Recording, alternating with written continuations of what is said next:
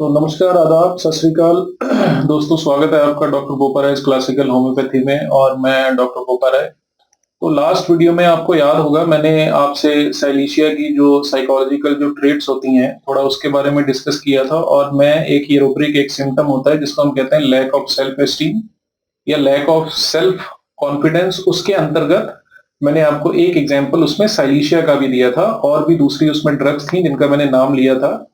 तो उनके बारे में जब हम जाएंगे धीरे धीरे तो उनके सिम्टम्स के बारे में मैं आपको समय के साथ में बताऊंगा।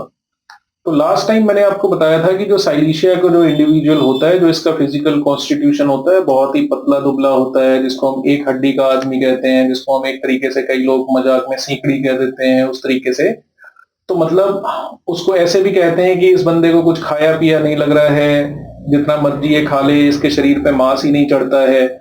तो साइलीशिया को एक तरीके से हम माल नरिश्ड या अंडर नरिश्ड या इमेशिएटेड, ये भी जो है वो साइलीशिया के लिए जो ये टर्मिनोलॉजी जो है वो यूज ये होती है। तो साइकोलॉजिकल एस्पेक्ट में अगर हम देखें तो बेसिकली क्या है, साइलीशिया के लिए सबसे बड़ी मुसीबत होती है कोई भी अपनी लाइफ में डिसीजन अपने सिर पे लेना।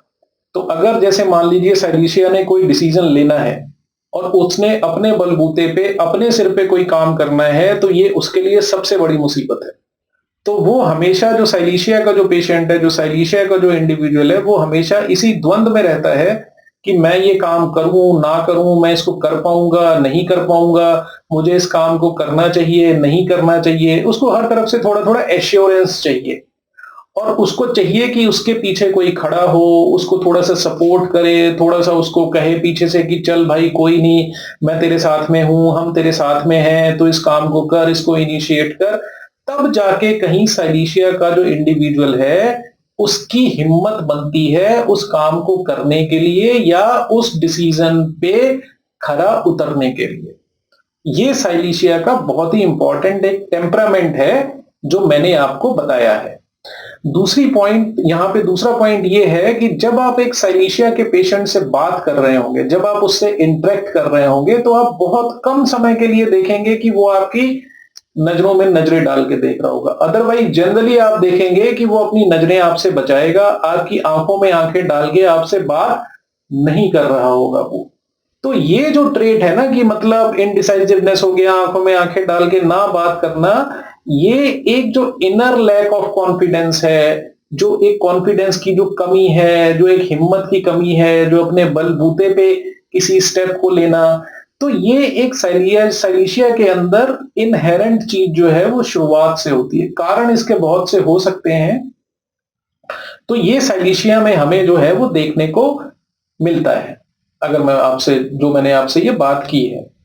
अब ठीक है, हमने ये सिम्टम उसमें देख लिया, साइलीशिया का ये ट्रेट देख लिया, लेकिन हमें फिर इसको दूसरे तरीके से कंफर्म भी करना होता है कि एक्चुअली में क्या ये साइलीशिया है। क्योंकि अगर आप सिर्फ उसका फिजिकल कॉन्स्टिट्यूशन देखेंगे, पतला दुबला है, अब ऐसा नक्स भी होता है।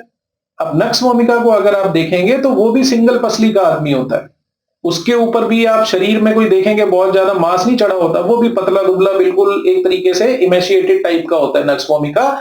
लेकिन अगर आप दोनों के टेम्परामेंट को कंपेयर करेंगे, नक्स भूमिका के और साइलीशिया के, तो जमीन आसमान का अंतर यहां पे आपको देखने को मिलता है।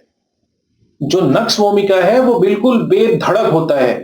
नक्स भूमिका वाला आदमी इतना लबरेज होता है, इतना हिम्मती होता है कि अगर उसने शेर से भी लड़ाई करनी है तो वो अपना नहीं देखेगा कि मेरे शरीर में कितनी जान है, वो सीधा जाके शेर से लड़ जाएगा।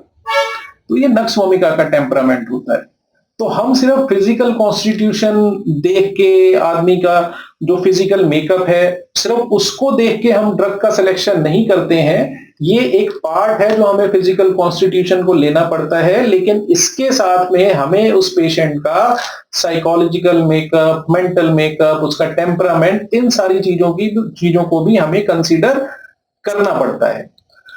अब देखिए साइलीशिया में एक चीज और मैं आपको बताऊं, अगर उसके एक फिजिकल सिम्टम जो एक बहुत प्रोमिनेंट होता है साइलीशिया में, तो होम्योपैथी में ना कुछ चिली रेमेडीज होती हैं, कुछ हॉट रेमेडीज होती हैं। चिली रेमेडीज का मतलब ये होता है कि ये बंदा बहुत ज्यादा ठंड से घबराता है, बहुत ज्यादा ठंड लगती है, थोड़ा सा मौसम जो है वो विंटर्स का आ गया, मौसम ठंडा हो गया तो उसको हीटर चाहिए, उससे ठंड बर्दाश्त ही नहीं होती है।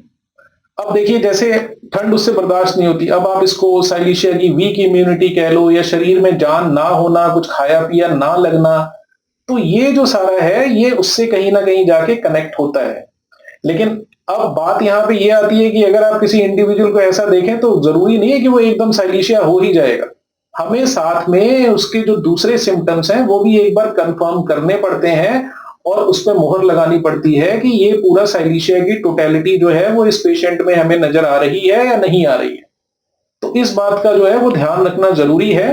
लेकिन साइलीशिया, क्योंकि मैंने आपको एक सिम्टम बताया, lack of self esteem, lack of self confidence, तो उसमें साइलीशिया एक बहुत इंपॉर्टेंट ड्रग है। नक्स वोमिका इस रूब्रिक में नहीं आती, क्योंकि मैंने बताया नक्स वोमिका का सिस्टम ही बिल्कुल अलग है। उसका दिमाग, उसका जोश, उसका decision making capability all together एक डिफरेंट लेवल पे होती है। तो नक्स वोमिका जो है वो ऑल टुगेदर एक डिफरेंट कहानी है। फिजिकली वो भी दिखता साइलीशिया जैसा ही है कुछ ना कुछ।